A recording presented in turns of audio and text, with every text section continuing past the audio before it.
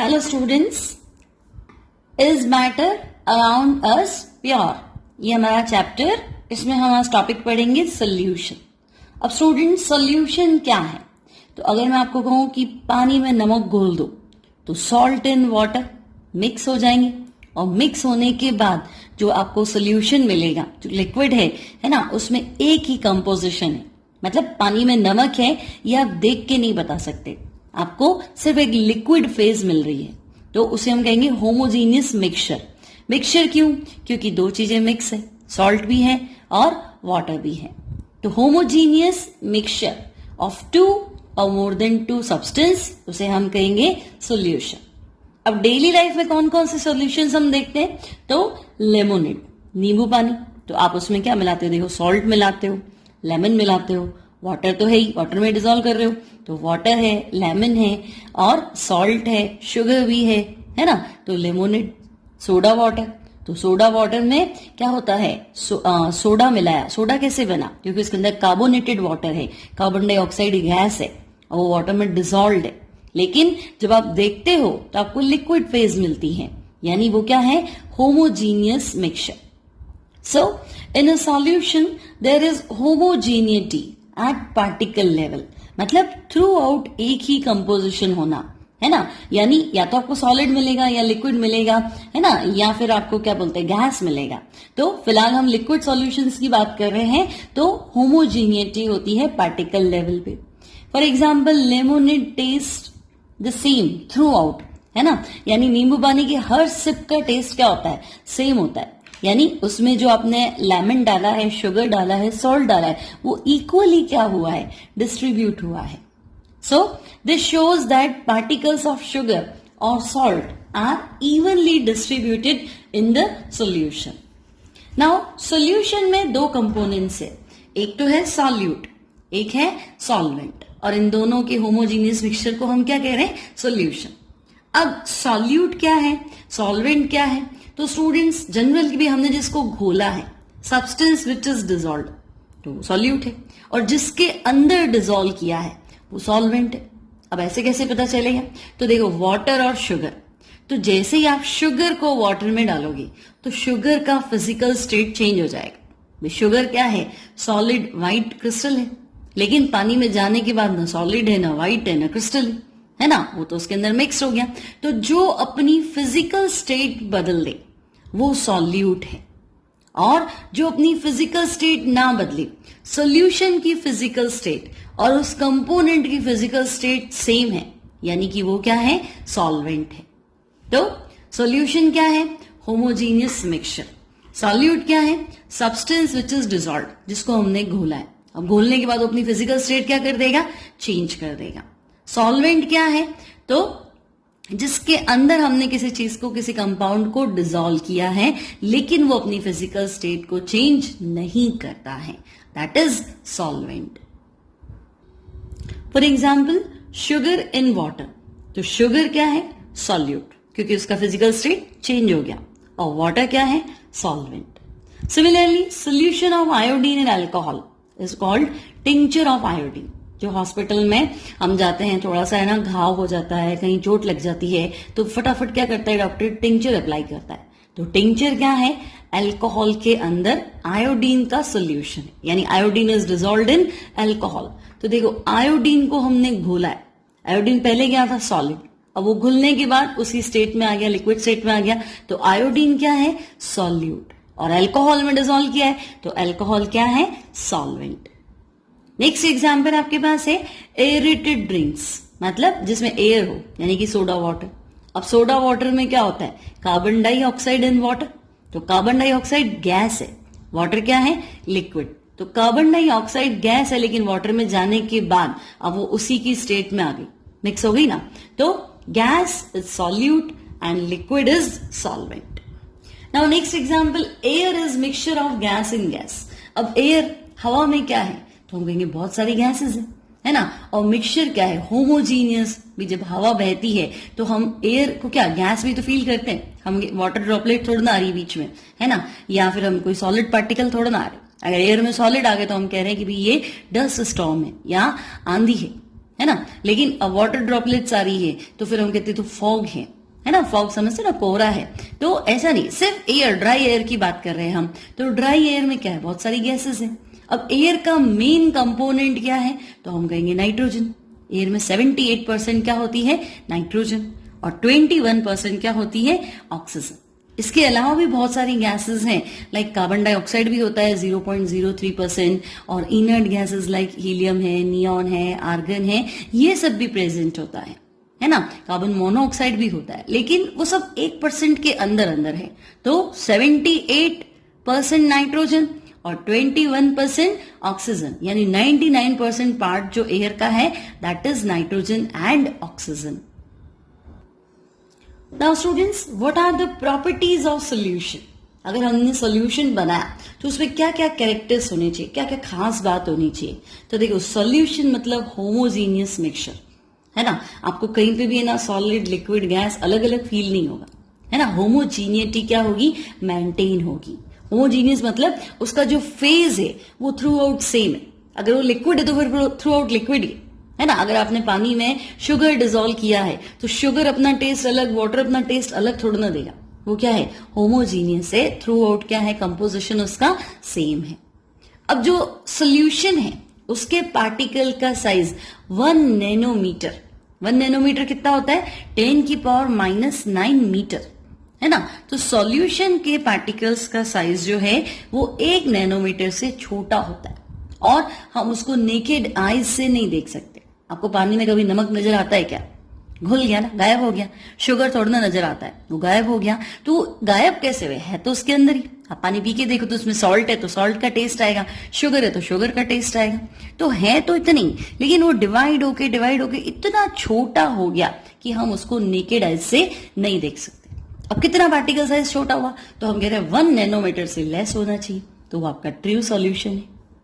सो अब ये क्या कह रहा है कि because of very small size of particles, particle size क्या हो गया, बहुत छोटा हो गया। तो जब हम उसमें से लाइट पास करते हैं, है ना, तो लाइट वो एज इट इज उसमें से क्या हो जाती है, पास हो जाती है। वो लाइट को स्कैटर नहीं करते। So because of very small size of particles they do not scatter a beam of light passing through it. So the path of light is not visible in a solution. अब students, आप ये higher classes में पढ़ेंगे light की scattering क्या होती है ना। लाइट की स्कैटरिंग को हम कहते हैं टिंडल इफेक्ट। अब लाइट स्कैटर कैसे होती है, तो मान लो आप सिनेमा हॉल गए, और सिनेमा हॉल में क्या होता है, पूरा अंधेरा होता है। अब आप सिनेमा हॉल में पहुंचे और आपको अपनी सीट सर्च करनी, तो आप क्या करते हो, मोबाइल से टॉर्च ऑन करते हो, और टॉर्च ऑन करके सीट नंबर्स चेक करते हो। तो आप ध्यान से देखो, जब आप टॉर्च को ऑन करते हो, है ना, तो टॉर्च की लाइट में आपको डस्ट पार्टिकल जो है वो क्या करते हुए दिखेंगे, मूव करते हुए दिखेंगे। आपको लगेगा कितनी सारी धूल मिट्टी है, लेकिन वो जो डस्ट पार्टिकल्स है वो वहीं पे है जहां आपने लाइट डाली है। तो वो है स्कैटरिंग ऑफ लाइट, है ना। लाइट क्या हो रहा है, लाइट का पाथ जो है वो आपने डिस्टर्ब कर दिया, बिखर गया, ठीक है। तो इसे हम बोलते हैं टिंडल इफेक्ट। लेकिन अगर मैं पानी में नमक भर दूं, एक ग्लास वाटर लेके हम उसमें क्या करें, सॉल्ट भर दें, तो कांच के ग्लास में से जब हम लाइट पास करेंगे तो वो लाइट एज इट इज उसमें से पास हो जाएगी, है ना। आपको लाइट का पाथ देखने को नहीं मिलेगा। यानी जो ट्रू सॉल्यूशन है वो लाइट की स्कैटरिंग नहीं करते हैं। नेक्स्ट है, the solute particles can not separated from the mixture by the process of filtration. अब अगर हम पानी में सॉल्ट को डिसॉल्व कर देते हैं, सॉल्ट इन वाटर, तो क्या फिल्टर पेपर से अलग हो जाएंगे क्या, है? अगर मैं सॉल्ट को डिसॉल्व कर दूं वाटर के अंदर और है ना फिल्टर पेपर में से उसको पास करूं, तो ऐसा थोड़ा ना होगा सॉल्ट अलग हो गया फिल्टर पेपर से, फिल्टर पेपर के ऊपर आ गया और पानी नीचे आ गया। ऐसा तो पॉसिबल नहीं है ना। तो जो ट्रू सॉल्यूशन है उसको हम सिंपल फिल्ट्रेशन के प्रोसेस से पार्टिकल्स को अलग नहीं कर सकते। और कभी ऐसा भी नहीं होगा कि सॉल्ट जो है वो वाटर में सेटल डाउन हो जाए, है ना। The particles do not settle down when left undisturbed. अगर आपने सॉल्ट डिसॉल्व कर दिया और आप रख दो 1 घंटे के लिए, तो ऐसा तो कभी भी नहीं होगा कि सॉल्ट पार्टिकल सेटल डाउन हो जाए, वो उसके अंदर ही मिक्स रहता है ना। तो दैट इज सॉल्यूशन क्या है, स्टेबल है। क्योंकि अगर सेटल डाउन हो गया मतलब सॉल्यूट अलग सॉल्वेंट अलग, लेकिन ऐसा तो नहीं होता। दैट मीन्स सॉल्यूशन जो है वो स्टेबल है। Next topic, concentration of solution. अब हमने सोल्यूशन बनाना आ गया कि हम कोई पर्टिकुलर लिक्विड ले लेंगे, एक फेज ले लेंगे, कंपोनेंट ले लेंगे, उसमें दूसरा कंपोनेंट डिसॉल्व कर देंगे। तो जिसको डिसॉल्व करते हैं, जो अपनी फिजिकल स्टेट चेंज करता है, और जनरली जो लेस इन अमाउंट होता है वो सोल्यूट, और जिसके अंदर डिसॉल्व करते हैं, जिसका फिजिकल स्टेट चेंज नहीं होता है और जो मोर इन अमाउंट होता है, दैट इज सॉल्वेंट। अब मैंने आपको कह दिया भाई 1 लीटर वाटर है, अब इसमें सॉल्ट डिसॉल्व करो, तो आप सॉल्ट तब तक डिसॉल्व करो जब तक वो डिसॉल्व हो रहा है। तो हम कहेंगे कि maximum amount of solute that can be dissolved in constant volume of solvent at particular temperature is called solubility। तो solubility मतलब आपको तब तक डिसॉल्व करना है जब तक एक सैचुरेटेड सॉल्यूशन नहीं मिल जाता। सैचुरेटेड मतलब कि बस अब वो बोलता था भाई अब मैं नहीं घोल सकता, आपने इतना घोल दिया कि बस मेरी मैक्सिमम कैपेसिटी तक मैंने घोल दिया। तो मैक्सिमम कैपेसिटी तक जब हमने कोई सॉल्यूट को डिसॉल्व कर दिया है ना, अब वो कितना डिसॉल्व हुआ, मान लो कि 1 लीटर वाटर में 400 ग्राम डिसॉल्व हो गया, 450 ग्राम डिसॉल्व हो गया, तो वो है सॉल्युबिलिटी। अब 650 ग्राम मान लो आपने डिसॉल्व कर लिया, तो 650 ग्राम 1 लीटर में डिसॉल्व किया, तो ग्राम पर लीटर। सॉल्युबिलिटी की यूनिट क्या हुई? ग्राम पर litre. Now at a particular temperature a solution that has much solute as it is capable of dissolving is said to be a saturated solution। Means जब तक आप उसको डिसॉल्व करो जब तक कि और डिसॉल्व होना बंद नहीं हो जाए, जितनी उसकी कैपेसिटी है उतना आपने डिसॉल्व कर लिया, तो ऐसे सॉल्यूशन को हम क्या बोलेंगे? Saturated solution. और इन अदर वर्ड्स हम क्या कह सकते हैं? When no more solute can be dissolved in a solution at a given temperature. इसके बाद घुलना बंद हो जाएगा, तब भी हम क्या बोलेंगे? Saturated solution. अब मैक्सिमम अमाउंट से आपने कम डिसॉल्व किया तो unsaturated. If the amount of solute contained in a solution is less than saturation level, है ना, जब तक वो सेटिस्फाई नहीं हुआ भी हो तो और खोल सकता था, लेकिन आप मैक्सिमम लेवल तक पहुंचे ही नहीं, तो हम उसे बोलेंगे unsaturated solution. Now students, amount of solute, चाहे आपको अमाउंट मतलब वेट में दिया हुआ चाहे वॉल्यूम में, है ना, यानी मैं आपको कहूँ 100 ग्राम डिसॉल्व करो चाहे 100 ml डिसॉल्व करो, present in given amount of solution. Solution आपको बाय मास दिया हुआ चाहे बाय वॉल्यूम, उसे हम कहेंगे कंसेंट्रेशन। अब कंसेंट्रेशन को हम 3 मैथड्स है कंसेंट्रेशन को एक्सप्रेस करने के। 3 तरीके से हम कंसेंट्रेशन को एक्सप्रेस कर सकते हैं। अब कैसे? तो देखो, अगर मैं आपको कहूंगी भैया ना 10 ग्राम शुगर ले लो, ध्यान से सुनो आप, 10 ग्राम शुगर ले लो, 100 ग्राम वाटर में डिसॉल्व कर लो, तो 10 gram sugar dissolve in 100 gram water, तो ग्राम बाय ग्राम यानी वेट बाय वेट। और वेट को हमने यहां मास लिखा है तो मास बाय मास, तो मास और वेट एक ही चीज है। तो देखो 10 ग्राम को 100 ग्राम में डिसॉल्व कर रहे हैं, है ना, यानी ग्राम को ग्राम में डिसॉल्व कर रहे हैं, यानी वेट को वेट में डिसॉल्व कर रहे हैं, तो दिस इज मास बाय मास। और परसेंटेज में आंसर निकालना है तो 100 से मल्टीप्लाई कर देंगे। फिर अगर मैं आपसे कहूंगी 10 ग्राम शुगर है, 10 ग्राम शुगर 100 ml वाटर में डिसॉल्व करो, तो 10 ग्राम शुगर, और वाटर का क्या दिया है? 100 ml यानी कि वॉल्यूम, तो ग्राम यानी वेट और वॉल्यूम 100 ml यानी वॉल्यूम, तो वेट बाय वॉल्यूम या मास बाय वॉल्यूम। अब परसेंट है तो अगेन 100 से मल्टीप्लाई कर लो। अब मैं आपको कहूं कि नहीं, शुगर सिरप ले लो, सिरप समझते हो जैसे हनी होती है वैसे, है ना, शुगर सिरप ले लो, लिक्विड है, तो 10 ml शुगर सिरप और 100 ml वॉल्यूम वाटर का, तो 10 ml शुगर सिरप, ml मतलब मिलीलीटर, तो यानी कि वॉल्यूम, और 100 ml वाटर यानी वो भी क्या हो गया? वॉल्यूम, तो वॉल्यूम बाय वॉल्यूम। तो 3 तरीके कैसे हुए? तो तुम कहोगे mass by mass, mass by volume और volume by volume. So there are 3 methods to express concentration. First क्या है? Mass by mass, percentage of solution, तो W बाय W मतलब वेट बाय वेट। फिर mass by volume, percentage of solution यानी W by V, और volume by volume, percentage of solution यानी V by V। अब मास by मास, यानी मास by mass percentage कैसे निकालेंगे? तो देखो मास ऑफ सोल्यूट जिसको घोल रहे हैं, अब टोटल बताओ तो मास ऑफ सोल्यूशन। अब सोल्यूशन मतलब शुगर भी था प्लस वाटर भी था, है ना, यानी सॉल्यूट और सॉल्वेंट दोनों का मास ऐड करके बताना इनटू 100। नेक्स्ट है मास बाय वॉल्यूम परसेंट, तो मास किसका? सॉल्यूट का, अपॉन वॉल्यूम, वॉल्यूम किसका? सोल्यूशन का, परसेंट है तो 100 से मल्टीप्लाई कर लो। नाउ वॉल्यूम बाय वॉल्यूम, तो वॉल्यूम मतलब पहला हो जाएगा आपका volume,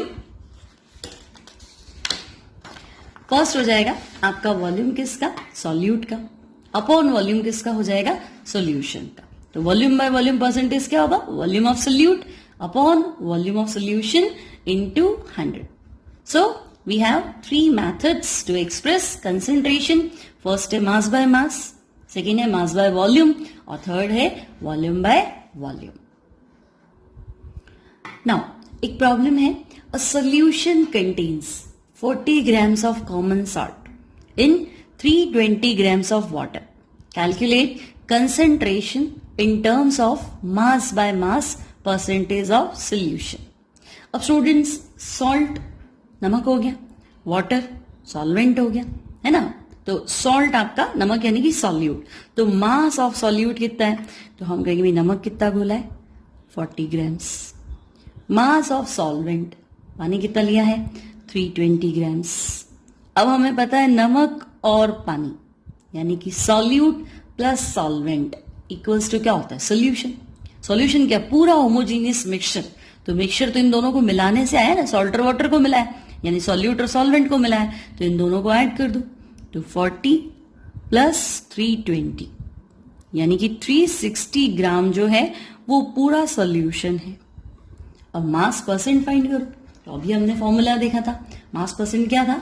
mass of solute upon mass of solution into 100।